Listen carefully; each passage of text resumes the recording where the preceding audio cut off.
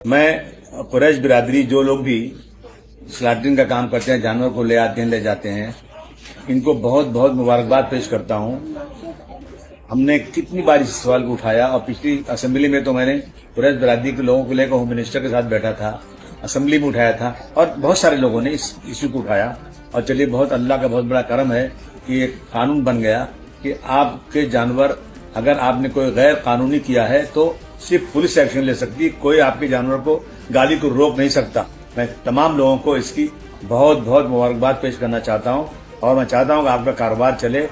आप कानून के दायरे में काम करें और आपकी जो ये जीआर है ना, उस जीआर अपनी गाड़ी में रख लीजिए, गाड़ी पे चिपका दीजिए ताकि कोई भी अनलॉफुल इस तरह से कोई मनमानी करे, कोई भी किसी दल के लोग आकर आपको पहचान करें तो अभी जीआर पढ़ाइए और पुलिस आपको इस पे पूरी मदद करेगी। मैं फिर एक बार आपको बहुत बहुत मुबारकबाद पेश करना चाहता हूं, उन सब लोगों का जिन लोगों ने इस इश्यू पे काम किया, उन सबको शुक्रिया अदा करना चाहता हूं।